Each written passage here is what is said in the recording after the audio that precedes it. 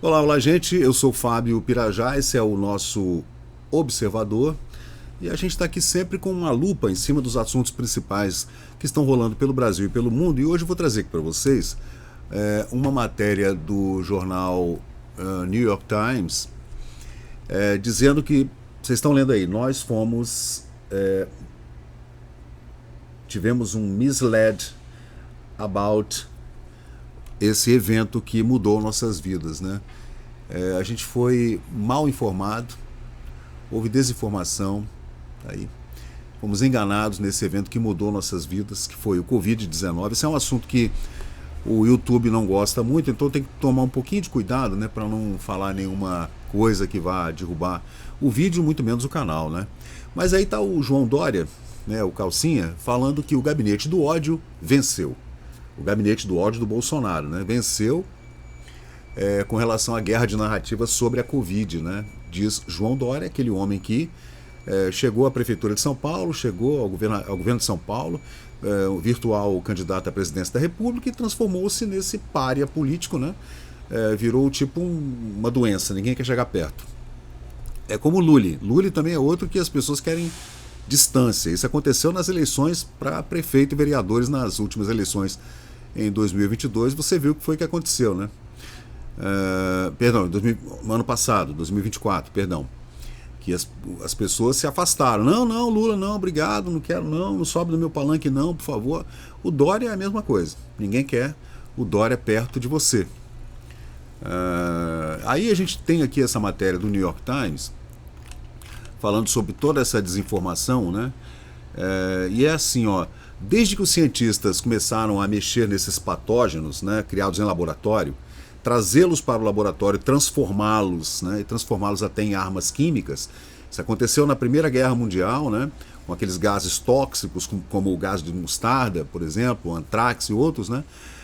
O mundo já enfrentou várias pandemias. Foram pelo menos 4 ou 5, né, que a gente viu. A gripe espanhola foi uma pandemia durante a Primeira Guerra Mundial, no final da Primeira Guerra Mundial, mas não foi com manipulação de patógenos, né. Mas, de qualquer jeito, a gente viu a gripe russa de 1977, provocada por um erro nessas pesquisas. E é sempre em lugares onde há um governo ditatorial de esquerda, normalmente um comunista. De lá que sai o problema. Por quê? Porque dentro de um estamento burocrático estatal piramidal, como o comunismo, os recursos são distribuídos de cima para baixo. Não há uma democratização no acesso à informação e no acesso e distribuição desses recursos, que são recursos da imaginação, da criação dos seres humanos, dos cientistas e etc., né? E devem ser alocados de forma que você consiga disseminar essa informação, inclusive com relação a doenças. Você não pode estar fechando a informação e não deixando com que os cidadãos de um determinado país, de um estado, as pessoas não discutam esse assunto. E são ditaduras que fazem isso, né? Esse tipo de ação, como João Dória, fica em casa, tranca tudo, ninguém vai para o colégio. Países que fizeram o tranca-rua, né, do Dória, estão hoje como o Brasil. Países que não fizeram isso, como países escandinavos e outros, né, tiveram uma passagem pela doença de forma bastante suave, tranquila, sem lockdown, sem nada, né? Sem que ninguém fosse proibido de ir para o colégio, por exemplo, né? Mas em 2020, quando as pessoas começaram a especular que um acidente de laboratório poderia ter sido o estopim, né, a faísca para o Covid-19, que começou lá em 2020, né, foram tratadas como excêntricas. Todo mundo, isso é maluco, não aconteceu nada disso. Não foi no laboratório de Wuhan, não. O vírus havia emergido de animais em um mercado de frutos do mar em Wuhan, na China, que é uma cidade enorme, gigantesca cidade, né?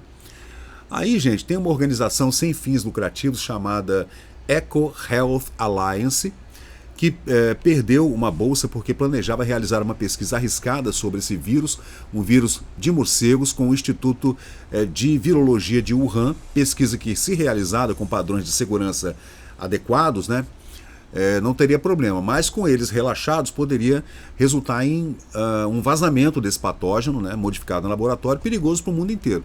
Nada menos então que 77 laureados com o Prêmio Nobel e 31 sociedades científicas se alinharam, né, para poder defender essa entidade, né, que é o EcoHealth Alliance, né, e acabou que essa doença realmente saiu, agora já se sabe que saiu do laboratório de Wuhan, né?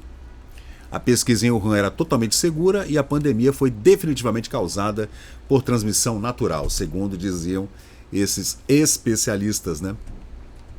No entanto, desde então, aprendemos que para promover a aparência de consenso, está todo mundo pensando igual, né? Alguns oficiais e cientistas esconderam ou minimizaram fatos cruciais, induziram ao erro pelo menos um repórter que se sabe, pelo menos um é comprovado que ele foi induzido ao erro e publicou matérias, e essas matérias vão se disseminando, né? Inclusive copia e cola, né? Esse é o modus operandi natural hoje na imprensa, e orquestraram campanhas com supostas vozes independentes e até trocaram notas sobre como esconder suas comunicações para evitar que o público ouvisse toda a história do laboratório de Wuhan, do vazamento desse vírus, né, do começo da pandemia e das ações que seriam tomadas pelo governo da China. E quanto à pesquisa no laboratório de Wuhan, os detalhes não surgiram desde então. Os detalhes que surgiram, né, a partir de agora, estão surgindo vários detalhes, mostram as preocupações de segurança que foram assustadoramente relaxadas. Agora, com a entrada do Trump como presidente americano, ele está abrindo esses arquivos, né, que chamam de files, né, esses arquivos estão sendo abertos para a população toda, né? Agora, com relação ao Brasil, está falando aí o Dória, né? A gente faz uma pesquisa para falar sobre os países que vacinaram rápido, né?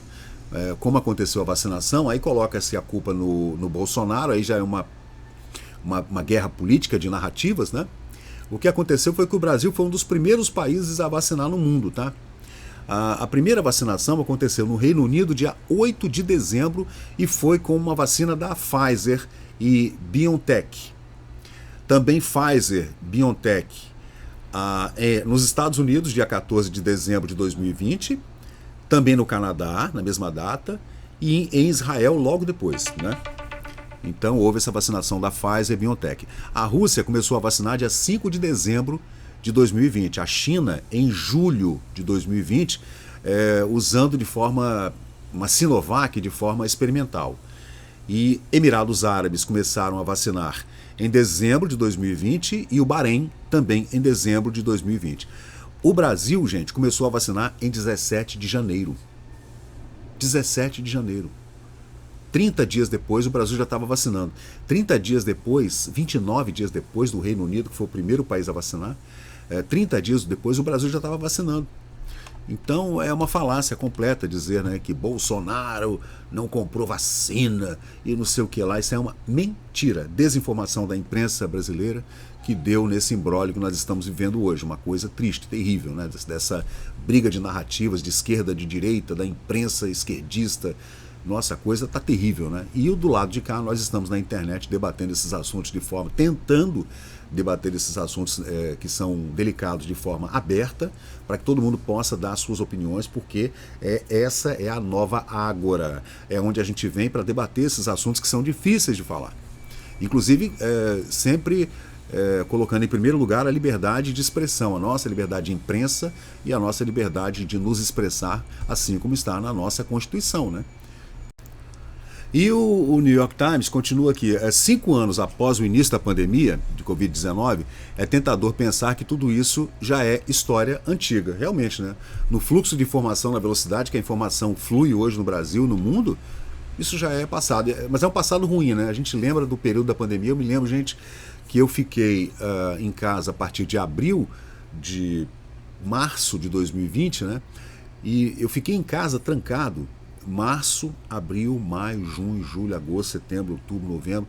Eu só voltei aqui para o estúdio, só voltei a frequentar meu estúdio 9 meses depois. E nesse meio tempo eu perdi 2 contratos, né? É verdade que eu assinei mais 2 contratos, mas perdi não. Esses contratos de gravação que eu faço ficaram suspensos por indefinidamente. Gente, eu morri de medo, porque eu sou um autônomo, né? Eu trabalho de forma autônoma, então imagina, o cara que era dono de um restaurante, dono de um bar, dono de uma farmácia, precisou fechar tudo. Ou o cara que era um ambulante, que precisava vender as coisas na praia, não sei, né? Como é que ficaram essas pessoas que são autônomos como eu, né? Eu não tenho carteira, a minha última carteira assinada foi no ano 2000. Então tem 25 anos que eu estou por conta própria, mais do que o tempo que eu fiquei trabalhando para alguma empresa, né? Então a gente fica pensando assim, gente, que desespero, né? Eu me lembro de uma senhora que foi obrigada a fechar o comércio, aí chegou uma fiscal estadual em São Paulo, mandou fechar, multou a mulher. Uma coisa tão triste, né? Você vê aquela pessoa ali desesperada, pedindo pelo amor de Deus, não senhora, não me multa, porque eu sou mãe de família, eu tenho filhos, eu sustento minha família, e fechando tudo, realmente, né? Aí falando aqui, a matéria do New York Times, estou deixando a cara desse prego aí, tá? E agora, podemos seguir para novas crises como sarampo, gripe aviária, que está em evolução, certo? Não, errado. Se alguém precisa ser convencido de que a próxima pandemia está a apenas um acidente de distância, dê uma olhada em um artigo recente da revista Cell, um prestigiado periódico científico. Pesquisadores publicaram nessa revista Cell, muitos dos quais trabalharam e trabalham ainda no Instituto de Virologia de Wuhan, essa mesma instituição da qual saiu o vírus, né, descrevem a coleta de amostras de vírus encontrados em morcegos e experimentos para ver se eles poderiam infectar células humanas e representar um risco para a humanidade, um risco de pandemia. Então, no laboratório de Wuhan, hoje, segundo os cientistas que publicaram na revista Cell, que é uma publicação científica importante, que dizem que o laboratório de Wuhan continua fazendo as mesmas pesquisas com morcegos como vetores, né, desses patogênios, né, que são modificados ou estudados em laboratório. Continuam fazendo a mesma coisa. Aí qual seria aqui? Tem o risco de pesquisas feitas em laboratórios que não têm segurança nenhuma, né? Aí tem aqui o tal das nomenclaturas que eu vou trazer aqui para vocês, que é a BSL-2 Plus, que refere-se a Biosafety Level, que é um nível de biossegurança, sistema de classificação de níveis de segurança exigidos para você trabalhar com esses patógenos biológicos, né? Como a varíola, por exemplo. Você não pode pegar um vírus da varíola, levar para o laboratório de Wuhan. Meu Deus, né? O que pode acontecer? Né? É loucura isso aí. É uma designação não padronizada que indica um nível de biossegurança que não é totalmente adequado para trabalhar com vírus respiratórios potencialmente perigosos, o tal do BSL-2 Plus. Ele não é um padrão para se trabalhar com esse tipo de vírus respiratório. Seria como você colocar uma certificação, como tem essas certificações que a gente vê de vez em quando em produto, serviço, né? Aí tem a EcoHealth Alliance, né? Que é uma organização sem fins lucrativos, fala sério, dedicada à saúde global e à conservação ambiental com foco em doenças emergentes. Ela tem trabalhado com várias instituições de pesquisa, inclusive esse Instituto de Wuhan, na China, com estudos de doenças de animais, que são vírus zoonóticos, né, e coronavírus de morcego. Aí a gente vai vendo, né? Aí tem também o laboratório de Wuhan, que é essa instituição lá que trabalha com esses morcegos, né? O instituto ganhou destaque internacional durante a pandemia e agora já se sabe que foi de lá que saiu esse vírus que afetou a história da humanidade, né? Nunca mais as coisas serão as mesmas, né? Tem essa transparência e o consenso científico com relação às vacinas, especialmente, né? Eu já falei com vocês aqui que o Brasil, a primeira vacina foi dia 8 de dezembro no Reino Unido e o Brasil começou a vacinar dia 17 de janeiro de 2020. Então, a gente vê que a distância entre a primeira vacinação e a vacinação no Brasil foi uma distância que não corresponde ao que dizem pessoas como essa figura aqui, calcinha apertada. Tem a ética na divulgação científica com relação à imprensa, né, que agora tira da reta o seu dizendo que foi também mal informada, desinformada, né, que foi levada ao erro, né? Agora a imprensa fala, não, a gente não tem culpa de nada, não, a gente foi levado ao erro, né? quando a gente falou em lockdown, quando a gente falou que estava todo mundo morrendo, que era um desespero, que você precisava se trancar dentro de casa e passava fome, aí está todo mundo hoje tomando remédio psiquiátrico por conta dessa imprensa que deixou todo mundo maluco, né? E o futuro riscos de outras pandemias, né, que está sendo colocado aqui também nessa matéria aqui, ó, do New York Times. É uma matéria de opinião, né, gente? É assinada por Zeynep Tufekci. É essa pessoa aqui, ó, que aliás tem um nome bem diferente, né? Não sei qual é a etnia dela, de onde ela é, né? Mas isso não importa. A conclusão é que o texto aborda um aspecto bem complexo, né, de elementos interligados que incluem segurança de pesquisa científica em laboratórios como esse de Wuhan, como o laboratório da Fiocruz aqui também, né, no Brasil, a ética na divulgação desses trabalhos, né, porque a gente sabe como é que foi que as primeiras pesquisas saíram com homens laureados com o Prêmio Nobel e 31 institutos internacionais, todo mundo fechadinho, todo mundo assinou aquele papelzinho, não, pode mandar isso para a imprensa porque esses homens e mulheres prêmios Nobel estão com a razão e está todo mundo errado, são eles que vão pautar a imprensa e vão pautar o mundo inteiro com relação ao que se deve fazer com a Covid-19, né? Essa análise, então, gente, sugere que apesar de lições adquiridas, né, ainda existe uma lacuna significativa entre a teoria e a prática no que se diz respeito à segurança em laboratório e à gestão de crises globais. Isso aí vem a ONU, a OMS, essas entidades malignas, né, que fazem tudo errado. Aí tem a máxima: quando você não sabe o que fazer, não faça nada. Quando você não sabe o que dizer, fique calado. Quando você não sabe o que fazer, não faça nada, porque você vai matar pessoas. Isso aconteceu durante a pandemia. Governos não sabiam o que fazer. E a imprensa, com toda aquela empáfia, né, dizendo que, nossa, cientistas, pesquisadores da CUSP, por exemplo, de outras faculdades, universidades pelo Brasil, estão dizendo isso, estão dizendo aquilo, estava tudo errado, né? A falta de uma ação decisiva após a pandemia para melhorar normas de segurança e garantir a transparência sugere que o risco de futuras pandemias acidentais ainda não foi completamente mitigado. Então ainda existe um perigo, claro, né? O mundo vive numa constante, o ser humano, né, vive numa constante luta contra vírus e bactérias, né? A gente sempre perde para um vírus ou para uma bactéria, ou para um outro ser humano que pode nos matar, né? Mas a vitória é sempre desses animais unicelulares, né, microscópicos. Eles é que determinam se a gente vive, ou quando a gente vive e quando a gente morre, né? A gente vai morrer sempre por conta de uma pneumonia. Aliás, eu estava fazendo um estudo sobre pneumonia e Covid, fazendo um comparativo entre pneumonia e Covid, e o mundo, gente, sempre esteve dentro de uma pandemia de pneumonia, né? A pneumonia mata, mas mata com força mesmo. Tem aquele contador mundial aqui que eu adoro ver de vez em quando. Aqui, por exemplo, ó, nós temos aqui esse medidor mundial, que é o World Meter. Aqui, ó, medidor mundial. Aí tem o medidor da população, o medidor de quantos cigarros são fumados por dia ou por hora, né? E aqui está o coronavírus, ó. Nós temos aqui, então, a última data de atualização foi dia 13 de abril do ano passado, né? 704 mil casos de Covid, 7 milhões, né? 7 milhões de mortes, né? E 675 milhões de pessoas que se recuperaram da pandemia de Covid, né? Aí a gente vê aqui os casos, né? Agora houve uma diminuição significativa desde o ano passado, né? Que o Covid hoje virou uma doença corriqueira, que você trata, pronto, acabou. Agora, e a pneumonia, gente?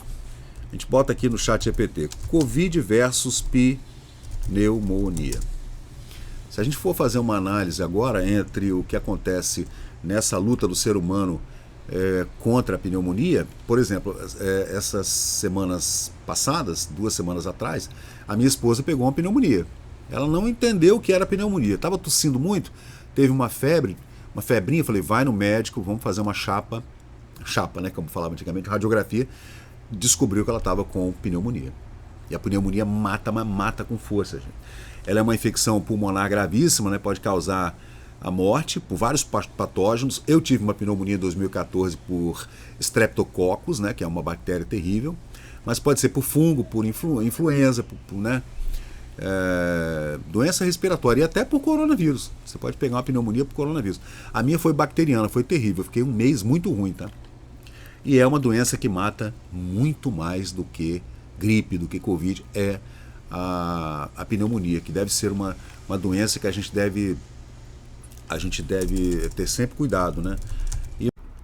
E para fechar, é nunca deixar na mão de um político o tratamento da sua saúde e o tratamento da saúde da sua família.